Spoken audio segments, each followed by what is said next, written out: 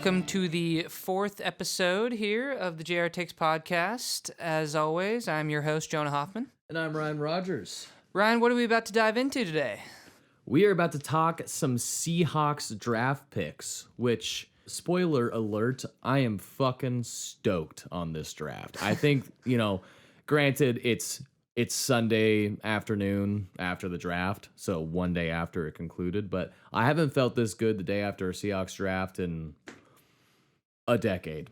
Yeah, honestly. I don't know if I've ever felt this good about the Seahawks draft, just because we haven't really had a necessary draft like this. Yeah, and like you were saying, probably since 2010 when we drafted Russell Okung. And so, Oh, yeah. I mean, it was... I will say, when we drafted Charles Cross, initially I was pretty stone-faced. I was like, that is not the guy I really wanted. I was hoping for a Jermaine Johnson or an Evan Neal or an Ekwonu type of player.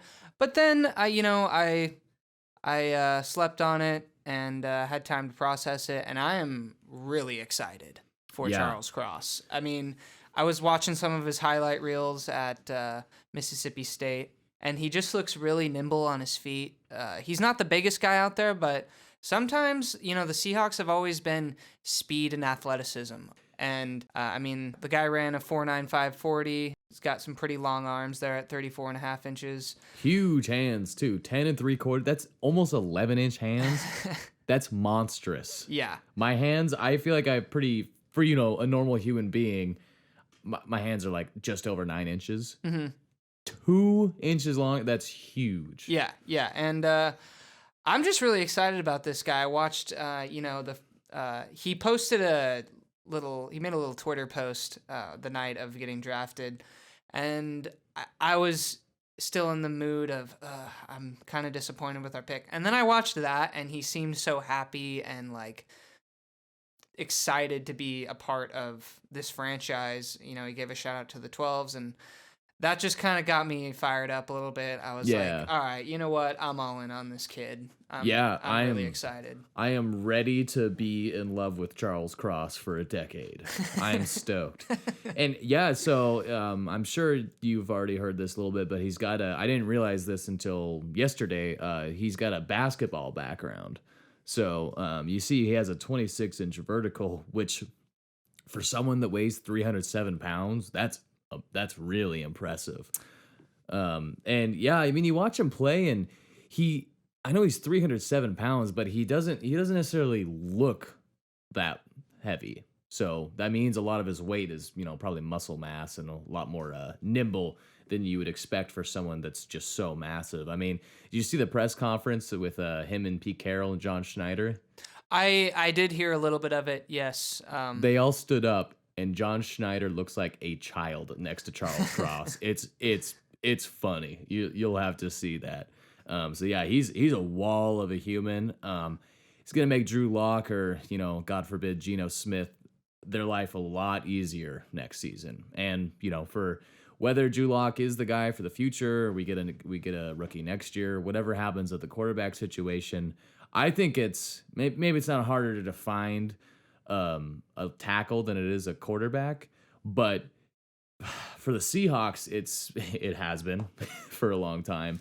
We obviously had Wilson, who was amazing for years and years, but Dwayne Brown was a great player for us, Pro Bowl level player. Fell off kind of a cliff last year in terms of his production and protection, but it is just such a valuable commodity in this league to have a plus guy, like not just a warm body at the left tackle position, but someone that's going to be dominant.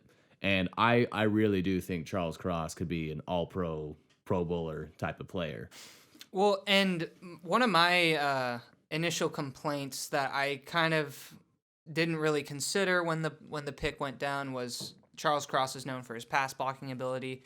And I was like, well, why did we go after an offensive tackle that is more of a pass blocker than a run blocker? And that's not to say he can't do both. And I was just a little bit, confused by the pick initially, but then obviously, like I said, gave it some time to think about. And yeah, I'm super excited for Charles Cross to be part of this team. And I think, too, everyone, across the internet complaining about, well, why didn't we why didn't we address offensive line needs when we had Russ? We did. We traded for Dwayne Brown.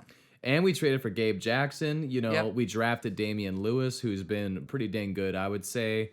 We made it. We tried a ton of different things at the offensive line. It's just, I'm sorry, it's hard to get premium pass protectors when you're picking in the 20s or not at all.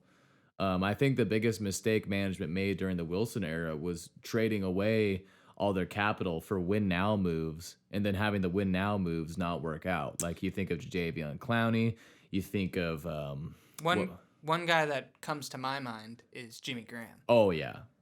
Because who'd we give up for Jimmy Graham? Max Unger. Yep, and he, I think, doesn't get enough credit for being like the anchor of that offensive line when we were in our glory days of the 2012, 2013, 2014 seasons. Mm-hmm. Max Unger was the man. He was. And funny enough, he was the best decision that the administration preceding Pete Carroll made because he was drafted by Jim Mora's front office.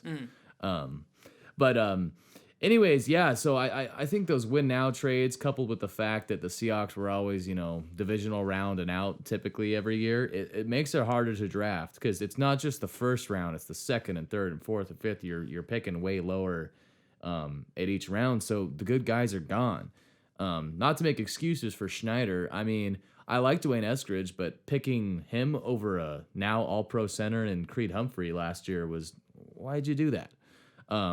So I meant to say this at the beginning, but I think this 2022 draft was an absolute must win for Pete Carroll and John Schneider to sort of regain the trust of the fan base. And I came into it ready to shit all over them. I was ready to be extremely critical of this draft. And here I am one day later. I mean, it's none of these guys have played a single snap of the NFL yet, but again, I think this is the best draft in a decade. So let's keep moving through it. Once again, excited about Charles Cross. Let's go on to Boye Mafe, the edge rusher out of Minnesota. Yes, Minnesota edge rusher Boye Mafe with the 40th overall pick. Now, to turn back the clock to Saturday morning or Friday afternoon, rather, Jonah and I were sitting there thinking, man, is Malik Willis going to fall to pick 40? Like, are we going to get a chance to select Malik Willis here? Because, in round one, it seemed like a reach at pick 9. But that was a guy that we thought was easily going to go round 1, if not top 10. And as the draft went on, obviously that turned out not to be the case. But my in-the-moment reaction to the 40 and 41 picks, my emotions were the way they were because I was hoping for Malik Willis. However, Boye Mafe is actually someone I was really hoping we would draft at one of those two picks. It was him and Ebiketie, and there was one more guy I liked as an edge rusher at this point, if we didn't do that at 9. Because Mafe, I mean, he's a little raw. He's got some work to do, but great measurables. I mean, a 4.53 40-yard dash at 6'4", 261. That's really impressive. Big hands, long arms, lengthy. Very good vertical jump. 38 inches is crazy. Yeah, that's insane. He's going to be swatting that ball down. Yeah. A couple times throughout, I expect. Mm-hmm. And I love that we're just, like pairing him with Darrell Taylor. I don't think you can have too many guys on the roster that can rush the passer. So you pair him with Darrell Taylor and Alton Robinson, who flashes. And I think we got the start of a great, great pass rush rotation, which, God, since 2018, it has been so frustrating watching our defense just not generate any push or any pressure on quarterbacks for like whole quarters at a time. I mean, you remember the Titans game this last year where it seemed like Ryan Tannehill could make a pot of tea in the pocket before he got into trouble. Yeah, and I think in I don't know the exact numbers on this, but the past couple seasons, I want to say the past 2 seasons, we've really struggled at getting off the field on defense. Yeah. And I think that has to do with not getting to the quarterback and allowing all these short passes and just wearing down our defense. And I mean, it just would happen game in, game out. And we had really no answer for it because we didn't have a pass rush. Yeah. And I think going back to even the Legion of Boom days, the Legion of Boom will always be remembered and respected and, have a place in my heart as a Seahawks fan. But goated. Really, you forget about the dogs we had on our line and in the trenches. We had Red Bryant, who was a massive human being. Yeah. And, we had Chris Clemens, we had Brandon Meebane, we had all these guys that really don't get the credit where credit is due. Yeah, I even think of someone like Tony McDaniel, a forgotten man in the Legion of Boom defense. He was a big boy. Yeah, he was a great contributor.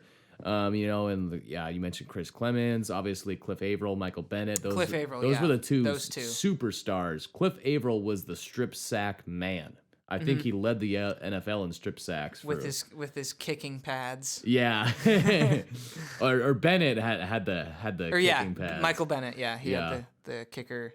He was hilarious. I think he was so good at pass rushing just because he was offsides on every play. But Boye Amafe. I think the sky's the limit with this kid. I really love the prospect of pairing him with Darrell Taylor. So I think we got an exciting future there. He's someone that was on my draft board for sure. And as you'll continue to see throughout this draft, it was really weird watching this draft unfold because almost every single pick we made was someone that at some point in the last 6 weeks I was like, oh, it'd be great if that guy somehow fell to us. And it just kept happening. So anyways, let's move on to the next pick, which my reaction to was... NFL draft, the Seattle Seahawks select Kenneth Walker. Are you kidding me? It was, I think we both were expecting a guy by the name of Malik to be drafted here. Yes. And when we didn't hear "ma" at the end and rather Kenneth Walker, we were both like, bro. I was devastated for about 15 minutes. But then I can't say it's a bad process to not take a quarterback this year because none of them, even Malik Willis, who is obviously super talented, he's nowhere near ready to start in the NFL and play against, Aaron Donald and TJ Watt and Jalen Ramsey and all these, super smart defensive coordinators that are going to confuse you. So, anyways, Kenneth Walker, I actually am really, really, really excited about. And the closest physical comp to him in the last few years is Jonathan Taylor, which... man, how can you not be excited about that? I know we got Rashad Penny, but it's sort of like you'd rather have an embarrassment of riches at a position like running back, especially considering how often they get injured, than a couple guys. Well, and you got to think about it too. The two starters before Kenneth Walker, you have to assume, are going to be Chris Carson and Rashad Penny. Mm-hmm. And both of them have injury history. Chris Carson broke his neck last year, and Rashad Penny, I could give you a laundry list of injuries he's had since he's been into the league. Serious ones, too. And so you really can never have too many running backs. And I don't know, just something about, he's got a build kind of like Jonathan Taylor. Yeah, they have a very similar... Let me look up Jonathan Taylor's height and weight real quick. Yeah, because I know Jonathan Taylor's not big. I think he's around 5'10". He is 5'10" and 226. Kenneth Walker is 5'9", 211. So similar. Obviously, Jonathan Taylor is a little closer, but Kenneth Walker ran a 4.38, and man, having another running back, because I think Chris Carson is like a 4.6 kind of runner. He's not a home run threat. But the thing about Kenneth Walker is he's just as powerful as Chris Carson. He had 1,000 yards after contact last season. That's mind blowing. Well, one thing I noticed when we drafted Kenneth Walker and and I was watching his highlights. He seemed to bounce off of tackles a lot, like you were just saying about yards after contact. He has the hard to spin bring moves. down. He's a quick little guy. So I'm just excited to see what he can do in our backfield next year, especially if we're it. Let's hope in a perfect situation, all three of our guys are healthy, right? Yeah, well, You have him, Rashad Penny, and Chris Carson all rotating in and out of the offense. I really like those odds. Yeah, and I mean, think of this. Think of goal line situations where we'll get to this next guy in a minute here, but you have Charles Cross at left tackle and Abraham Lucas at right tackle, and you put Jake Curhan as tight end on whatever side. Like you remember we used to do that with George Fant and have an extra run blocker? Man, because Curhan is already an elite run blocker in the NFL. He's just really bad at pass blocking. But that is a really valuable commodity to have in the red zone with a Kenneth Walker or a Chris Carson and just, pound it in from 2 yards out. I think the Seahawks have a chance to have an elite rushing offense next year, barring, really unlucky injuries. Yeah, and you got to think too. I mean, we were all confused, and even I'll take you a step further, kind of pissed off when they re-signed Will Dissly for $8 million a year. But they must really like his blocking ability. Yeah, and they must believe in the run game for next year. And I think to that point, most college offenses these days are air raid style, where the tight end's just a big tall receiver essentially, and they're not blocking. So I think it's a little bit harder to find a Will Dissly type that has great blocking chops. Yeah, absolutely. So yeah, I'm excited to see what Kenneth Walker brings to the table. Pro Football Focus loved this pick, by the way. They are really high on Kenneth Walker, and Chris Sims put him as his number one running back in the draft. So the consensus number one was definitely Breece Hall, but there was more than a few analysts out there that were saying Kenneth Walker is actually better than Breece Hall. So yeah, I can't wait, man. Let's have it be September already. I want to see Kenneth Walker with the ball in his hands. In the words of Russell Wilson, let's ride. Yeah.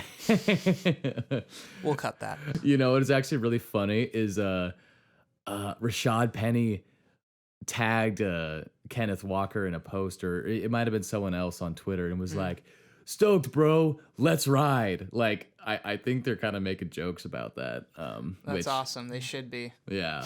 I mean, I think it's all in good fun. I think, everyone, has some love for Russ. But anyways, so round 3, pick 72. Again, this was a spot where I'm like, holy shit, we have another chance to take Malik Willis here 2 rounds after I thought he would be available.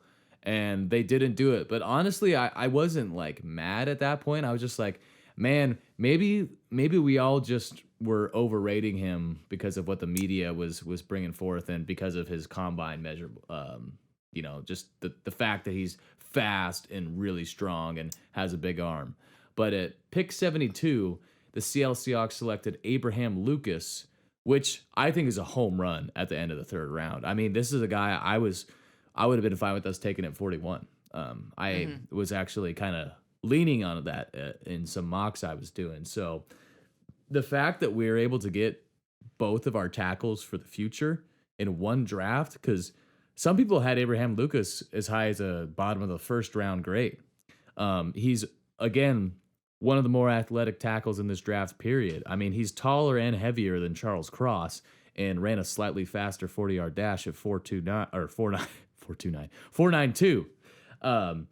Huge hands, younger, 23 years old, and again, good vertical jump and respectable amount of reps on the bench press. So, and I really like how we're approaching the rebuild with addressing the offensive line first. Because if you think about it, 10 years ago, 12 years ago, whatever it was, when we drafted Russell Okung, we had our center figured out. We had Russell Okung figured out. And Okung being the left tackle at the time, that was like something we really needed to, because even a couple years prior when we got rid of Steve Hutchinson, we kind of never really like figured that position out until Russell Okung came along a couple years down the road. Yeah, after Walter Jones retired. Yeah, and that was a very necessary, because Walter Jones was getting old and he was still our offensive tackle. I think a little bit after he should have been. Yeah, 2008 was a rough last season for him. Yeah, and so I don't know. I'm really excited to see what Abraham Lucas can do at right tackle. And do we still have Gabe Jackson? We do. He's Yeah. right guard. Yeah. So I mean, I don't know about you. I really like all of those players. And then the new guy we got out of Austin Blythe. Yeah, out of the St. Louis, LA Rams. It's been a while since they were in St. Louis. Yeah. But yeah, no, I'm right there with you. I think, God, like having the rebuild go this well this quickly with shoring up the offensive line it's totally unexpected and what I thought we were gonna do. But man, I couldn't be happier about it. And I think Austin Blythe is someone we could definitely upgrade over. But he played for the Super Bowl participant 2018 Rams just a few years ago. Center's a position where you have longevity, and he's familiar with the stuff that Shane Waldron wants to do. Not to mention, he's also, Better than he's Ethan Posick. Well, and he's like older than all of these kids we're bringing in to play on the line. True. And the center is usually the leader of the offensive line. And so I don't know. I really like all the combinations of all the types of players we're bringing in to plug in these holes. I'm really looking forward to it. Yeah, and last year at the end of the year, our offensive line was really gelling, and they were run blocking like crazy. Rashad Penny was being a freak, but coinciding with that is we were putting out some walls for him to run around. So yeah, I'm very excited about Abraham Lucas. I think he brings a lot to the table. I think both Charles Cross and Abraham Lucas right now are the immediate starters. And now we don't have to re-sign Dwayne Brown, who, I would have fine with us doing that, but I see no point in doing that now and spending the money that's going to cost. Same with Brandon Shell. So we can move on from the aging veterans we had at our tackles and develop these kids, and maybe one day we'll be like the 2014 Cowboys and just have a badass offensive line. That would be nice, because we haven't, having a badass offensive line has not really been our regime since 2005. No. And even when we won a Super Bowl, it was the most expensive line in the league, but you'd hardly find someone saying the 2013 Seahawks had the best line in the league. Yeah. They were good. They were a good line, but how many times did Wilson have to spin out of a free edge rusher, even on our Super Bowl run? So, yeah, very excited about the Abraham Lucas pick, which brings us to the 4th round. Probably my favorite pick, just because of the name. Kobe. Kobe Bryant. He's definitely not small by any means. They went with their blueprint of getting the big corners in this draft. 6'1", 193, and only 23 years old. He played for Cincinnati on the opposite side of Sauce Gardner there. He ran a 4.5 40. So yeah, not elite speed, but Richard Sherman ran a 4.5. So yeah, it's demonstrable that it can be done at that speed level. Mm-hmm. I was a little bit upset when we didn't draft Andrew Booth in the 2nd round. But now that I look at, the size and speed of the 2 corners that we did take and their backgrounds, where they're coming from, I kind of put those thoughts to rest when I saw these guys. And I was like, okay, maybe we could, or the possibility of getting a diamond in the rough at corner in the later rounds is certainly a possibility with these guys that we picked up. Yeah, so I gotta be honest, this was my fucking dream scenario. And we'll get into this next guy here in a little bit, but from day one, I've been arguing with people on Reddit that even if Sauce Gardner or Stingley falls to us, take an edge rusher or a tackle, because you say what you want about Pete Carroll, that guy can coach up a fucking Staples employee to start at cornerback and do well. So, and I guess personally for me, I don't think the cornerback position, although I think it's one of the hardest positions in the league, and it's it is hard to find good, like, top 10, top 5 corners in the NFL. I just don't think at number 9 they should have gone corner.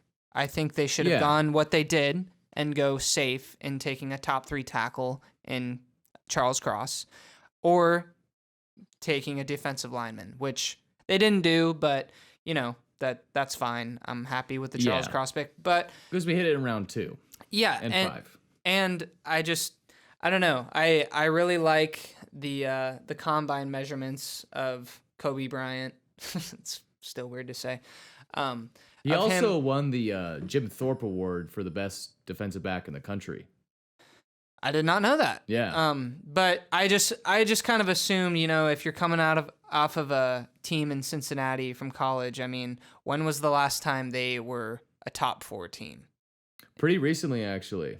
They made the college playoff. It wasn't this last year. No, it was this last year. Oh, okay. They lost to Alabama. Yeah. That's what I'm saying. Or maybe they did make it again. I don't think they did they? I can't remember. But it was like either this last season or the one before with Desmond Ridder and all these guys. Yeah, I mean, and I don't know. When I think of Cincinnati and being good in recent years, I think of their basketball team. Their college basketball team was, I think, a 1 seed a couple of years ago in the NCAA tournament. So when I saw that they were, doing really good in college football this past season, it really caught my attention. And Sauce Gardner, obviously, he was the big name coming into this draft. And Kobe Bryant. I'll have to get used to that again. Yeah, like I said. That's gonna be a fun name to have to say all the time for years. Kobe, I don't want to say he was overlooked, but I mean, I didn't really know much about him as much as I did a guy like Sauce Gardner, or even a guy like Desmond Ridder, the quarterback and the face of that Cincinnati team. I started to get more familiar with them as I went through my research with this, because to echo on what you were saying earlier, I mean, look at how many Georgia players got drafted. Like, when you have championship college teams, a lot of those, I mean, they get to that point because they have a ton of good players, not 1 or 2. So I think it's smart process to, try to pick some of those guys off of the Power 5 college teams. And one thing that really, really stuck out to me about Kobe Bryant is I immediately thought, oh, he's playing on the opposite side of Sauce Gardner. He's going to get all the targets. And he did. And he held up extremely well for being targeted a lot. And he produced turnovers. He had 9 interceptions in his time at Cincinnati and took one of them to the house. So when I look for a corner, I want to make sure that guy knows how to play the ball and gets their head around. Because even as a, non-athlete like myself, when I played football, I played safety and defensive back for years. You got to get your head around when the ball's in the air. Don't play the person, play the ball. And that's something Richard Sherman was amazing at. So it frustrates the hell out of me when you have a guy that's in position to make a pick and he just doesn't turn around. And then, because I don't know how many times we saw with, like, our pedestrian-ass fucking cornerbacks that they would just, not be looking back and just kind of throw their hands up, not playing the ball, and then flag. Yeah. And it's just like... so frustrating. Yeah, it's just turn around, and it really isn't that hard. I mean, we play backyard football all the time, and we make plays on each other. So it's... Yeah. And that's not a problem you're going to have with Kobe Bryant. He is a savvy player, seems like a smart guy, doesn't have the physical attributes of his counterpart, Sauce Gardner, but I think this is a guy, Kobe Bryant, that could see significant playing time this year, which leads us into our next pick. And I got to say, this is maybe my favorite pick for our whole draft. And this is someone that I would have been fine with us taking at 40. Tariq Woolen. I don't know anything about this guy other than this here. He's 6'4", 205 pounds with 33-inch arms. He's only 22, and he ran a 4.26 40-yard dash and had a 42-inch vertical. That's insane. Is one of the best combine performances ever. That's not an exaggeration to say. But yeah, he almost broke the 40-time record. Only 3 players ever have clocked a faster 40-yard dash than 4.26 since 2003. And think of how many thousands of players have ran the 40 in that time frame.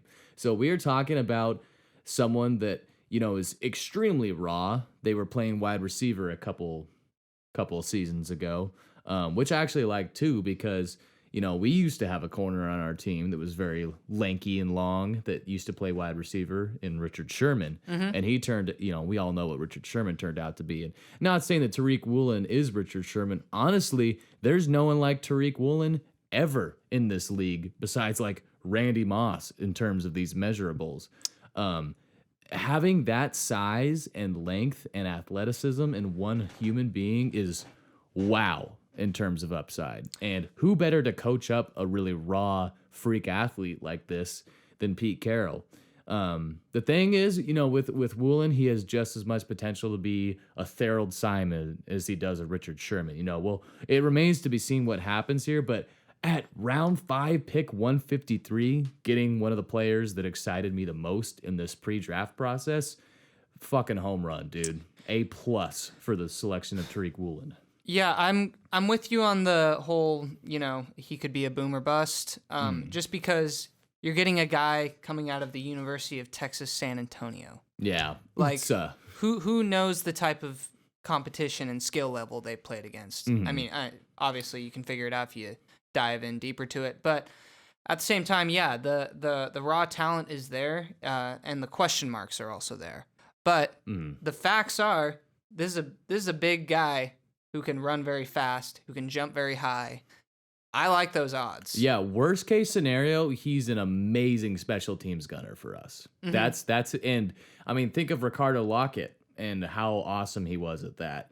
That's a valuable commodity on your team. And for the 5th round, that's kind of what you're looking for in the most part. But this is a guy who, this is not hyperbole to say, if he can put it all together and, become the zone corner that Pete Carroll can turn people into, he could be a fucking all-pro.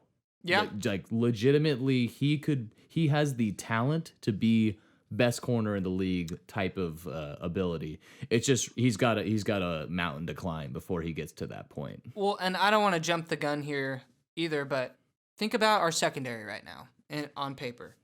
And let's throw these rookies we just drafted in there. We've got our 2 safeties. They're solid in Quandre and Jamal. We have arguably the 2 best safeties that we can have. Yes. I would say, without a doubt, a top 5 safety duo in the league. Yeah, I would agree. And then you got guys like Trey Brown coming back off of injury, who flashed a lot of promise before he got hurt. Yep.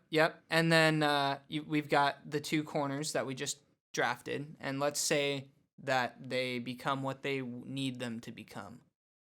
I really like that 5 right there. And then we have...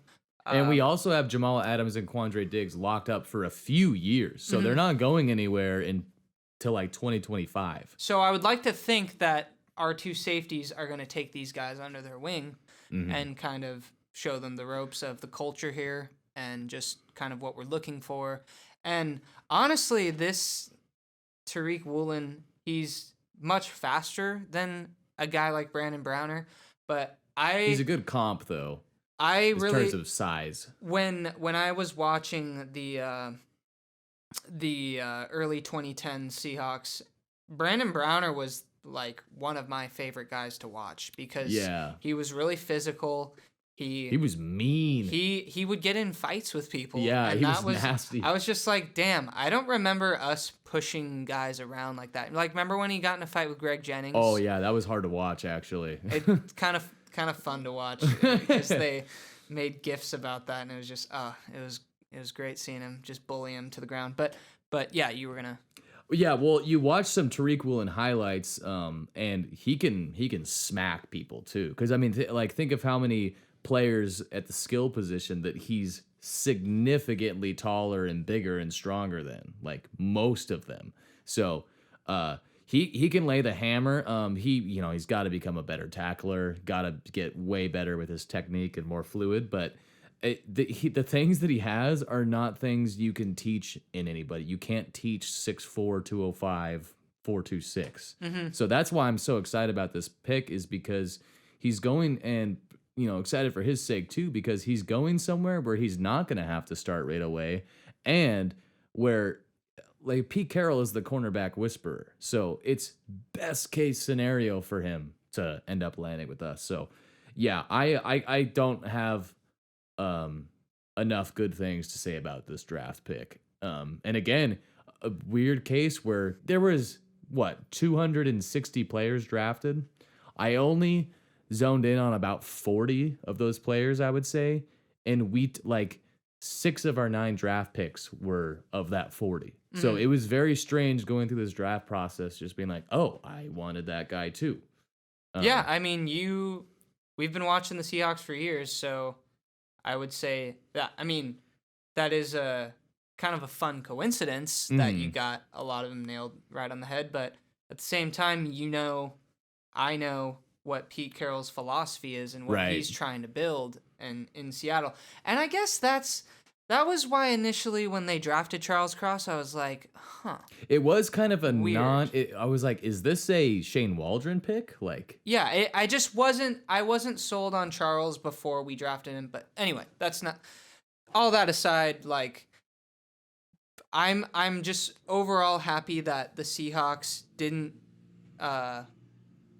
really make any moves that were really head scratchers. I mean, you could argue that the Kenneth Walker pick was maybe a head scratcher, but really when you look at it in retrospect, we do need another running back. Yeah. We need another guy in the backfield because Chris Carson broke his neck last year.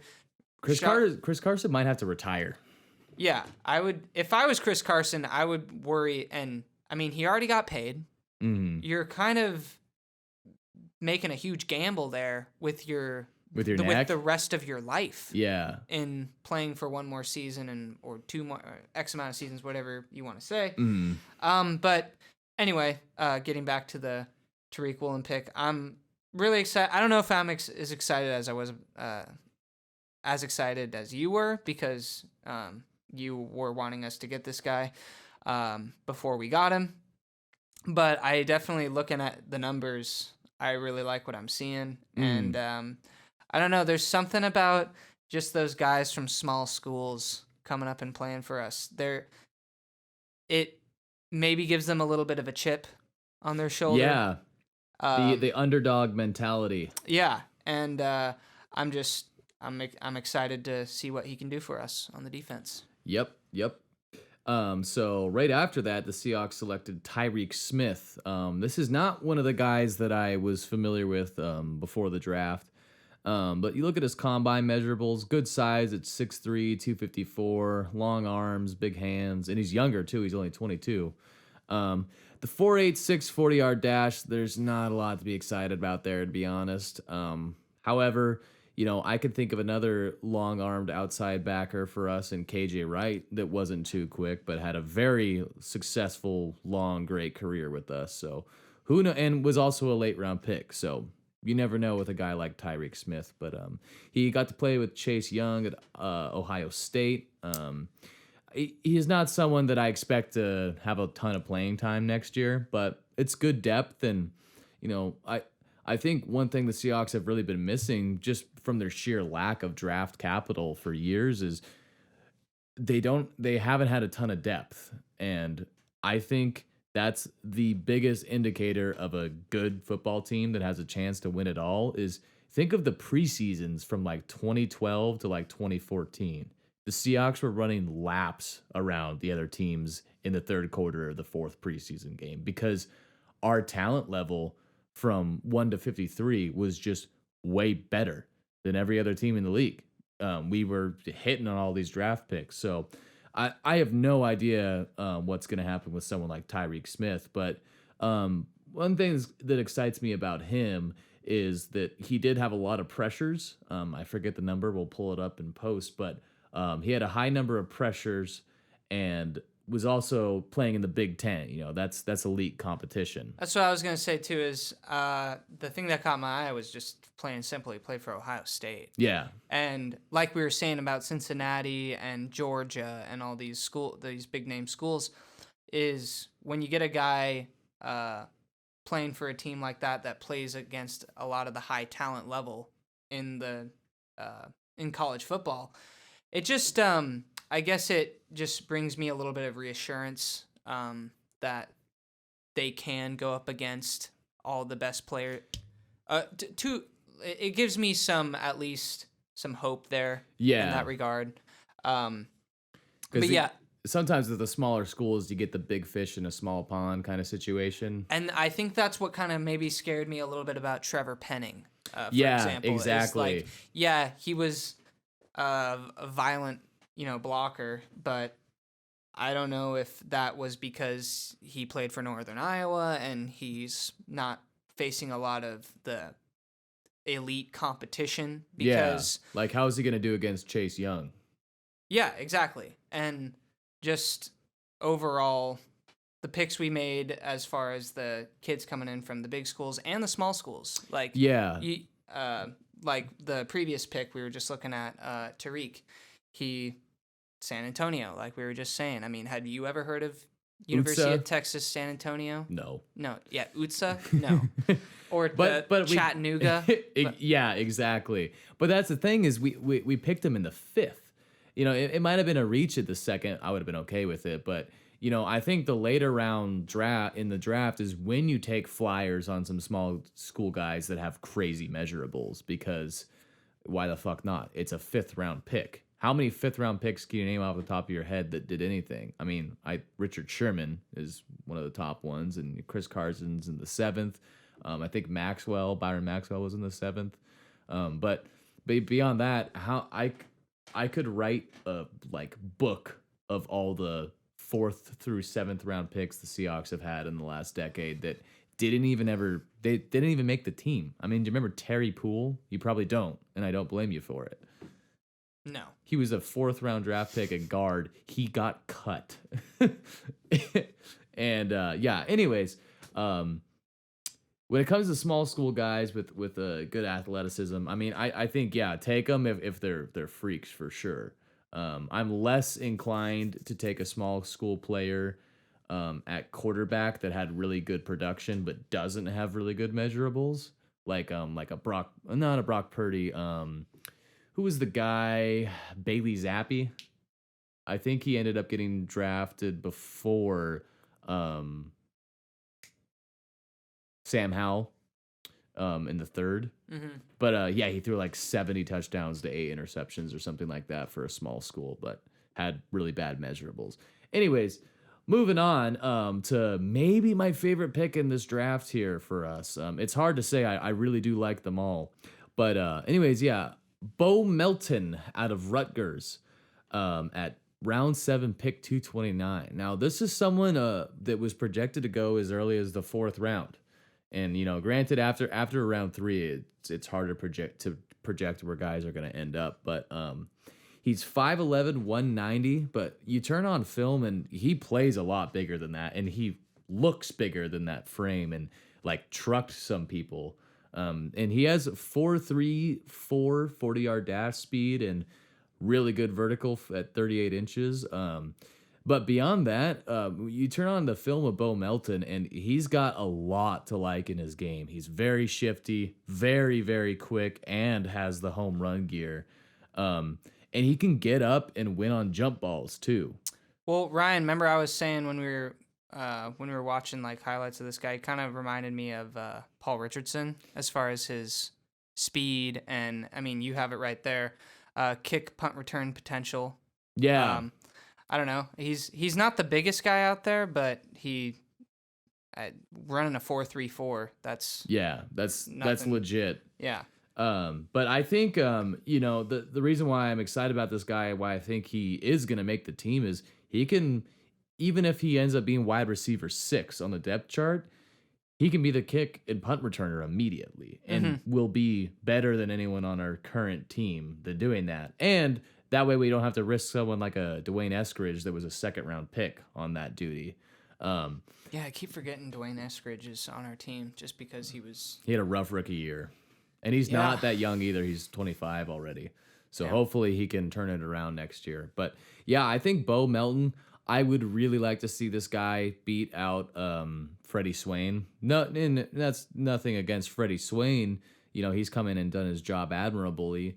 But the upside of Beau Melton is a lot higher. And I think it could turn into something special for us. Also, if you want to make yourself tear up, listen to John Snyder's draft call with Beau Melton. It is just like one of the most heartwarming things I've ever heard. He was so thankful that he got drafted. I bet you he was probably thinking that he might not even be playing in the NFL before he got that call. So I'm excited about Beau Melton. I'm ready to get hurt again and have him maybe not make the team, as happens almost every year with our, bottom of the depth chart wide receivers.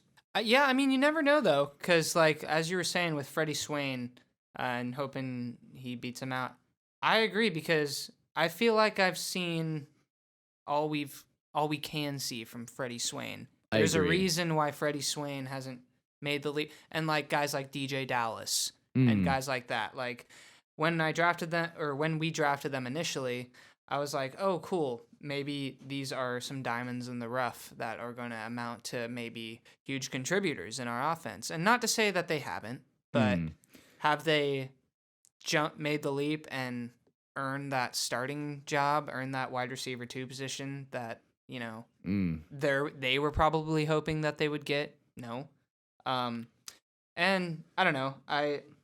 When you have a guy like Beau Melton who seems like this is all he ever wanted, I have faith that he's going to probably do some great things in the preseason and training camp and do everything he can to make this team. Not to say that other guys aren't trying as hard as him, but I don't know.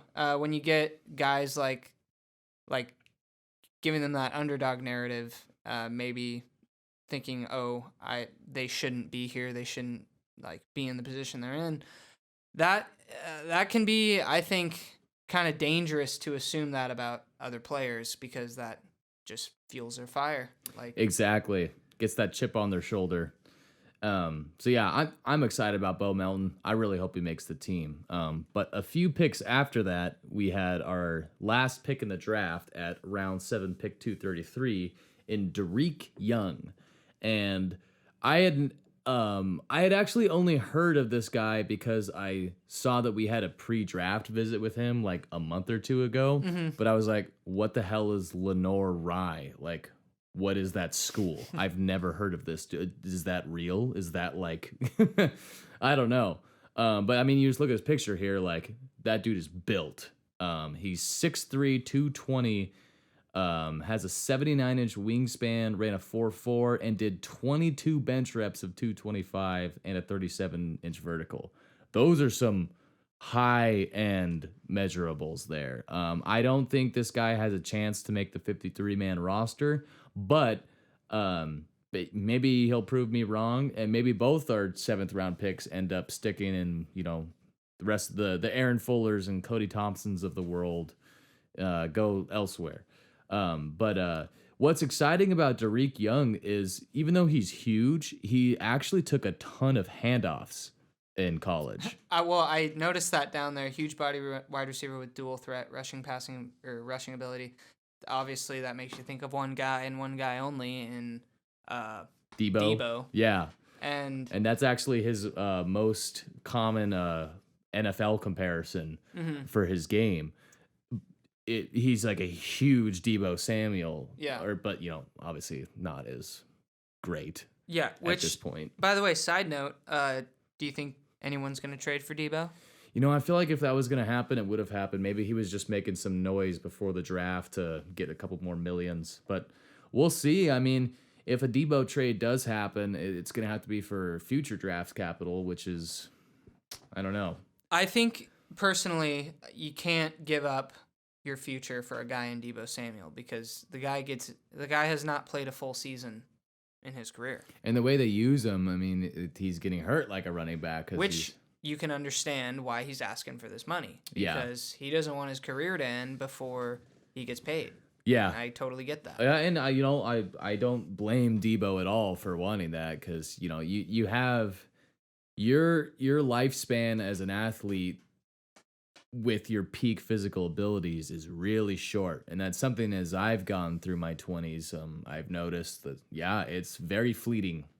So the guys that stick around in the NFL are not only are they elite athletes, but they just become so savvy at their position that they can keep up with 22-year-olds when they're 34. But anyways, circle back with Tariq Young, intriguing pick. Someone that was not highly recruited or anything like that, but has crazy good measurables. It's going to be a fun preseason. Hopefully he gets a ton of targets so we can see what he can do. Yeah, totally. Now, Ryan, I noticed, obviously you did too, we didn't take a quarterback. We did not. So, do you think that opens the gates for a potential Browns cutting Baker Mayfield and us signing him? I mean, if they cut him and we sign him, sure. I mean, go for it, as long as it's not like, and this is not to shit on Baker Mayfield, but don't sign him for anything more than a couple million on a 1-year deal, because I don't know. I mean, I feel like we have a competition brewing right now between Geno Smith and Drew Lock, which I'm fine with. May the best man win. Hopefully, I think the team really wants Drew Lock to beat him out, but he's got to earn it. I think if you throw another quarterback into the equation, it could get a little messy back there. Yeah, well, side note, by the way, 2 episodes ago, I was really upset about the Geno signing. And then I kind of learned a little bit more about the Geno signing and what was guaranteed and what was not. Basically, he's guaranteed about $500K. Yeah. And if he doesn't make the team, we lose $500K. Yeah, which is nothing. So I actually completely 180. I love the deal. I think it's a great deal. Yeah, because I mean, Geno Smith was not great last year, but he played better than about 10 quarterbacks that started all year. Yeah. So there you go. It can get a lot worse than Geno Smith. What was the game we were wearing the lime green jerseys? Was that the Rams game? That was a Rams game, yeah. Yeah, he almost, I don't want to say almost, because when he went in and marched down the field, they were basically playing prevent defense. Yeah. We were gonna lose that game. Yeah. But he still looked efficient. Yeah, and the only good thing I can say about Geno's play, other than the lack of turnovers, is that he fed DK the ball. And I think that should be, DK's a big dude and he deals out punishment. He does not take it. He can handle the hits. I think we should feed him the ball like the Packers did Devontae Adams. Well, and before this draft, and yeah, pretty much when the DK trade rumors were a hot topic around the league, I was kind of on the side of, yeah, we should trade DK, because if we're doing a complete rebuild, why would we keep a young wide receiver who we're going to have to pay a shitload of money to in a year or two? And this offseason, hopefully, actually. And now that I really think about it, we should pay him this offseason, because that trend is... It's not going anywhere. It's not going anywhere. It's only going to get more expensive the longer we wait, so...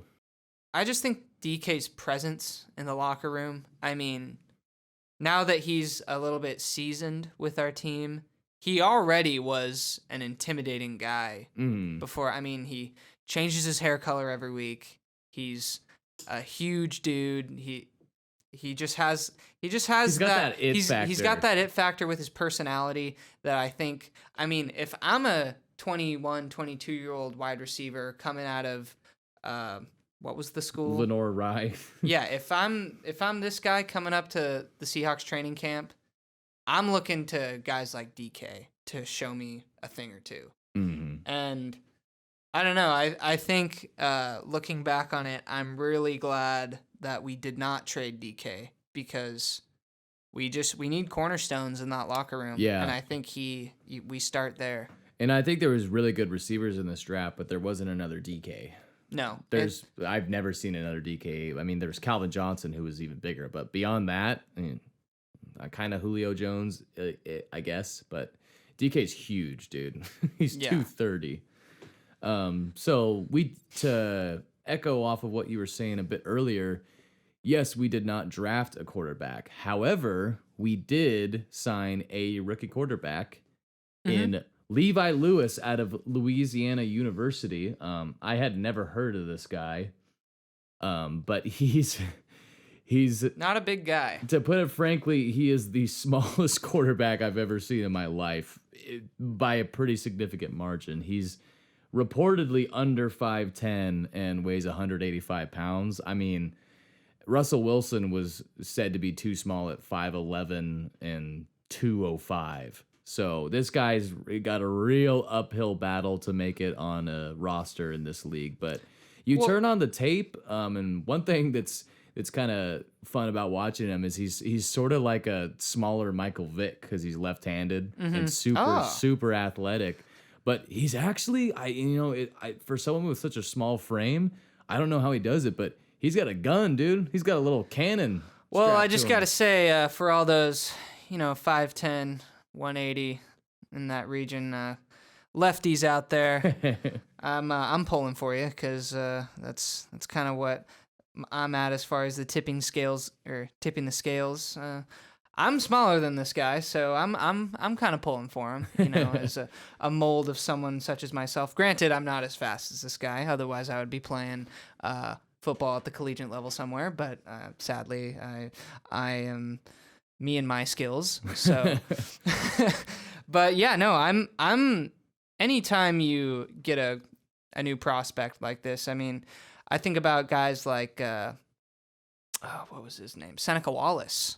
I mean, Seneca, he wasn't a big guy. He was about as tall as Russell. Yeah, and I think he was. I don't think he lighter too. He would because remember like 190. He would play receiver for us. Some games. So which was always really fun. Yeah.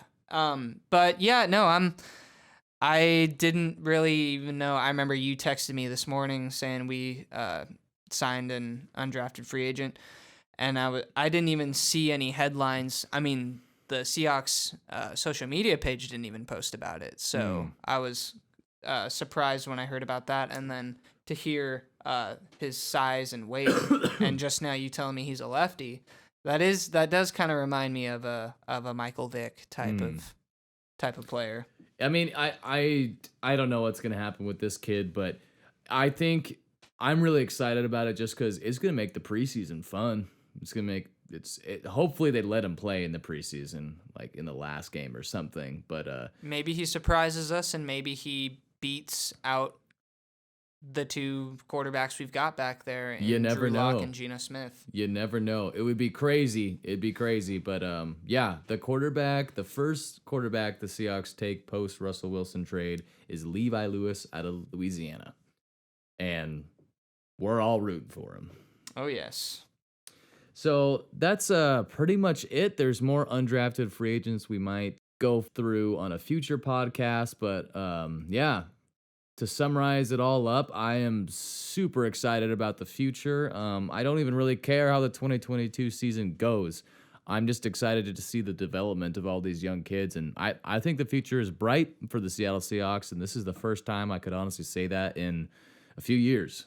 Yeah. I'm very excited to, turn a new leaf and see what Pete and John have brought in and see how they perform on the field out there. Again, going back to that offensive line, that's what I'm most excited about because we haven't had a line to be proud of since we mentioned earlier trading away Max Unger, and it sort of just all kind of fell apart after he was gone.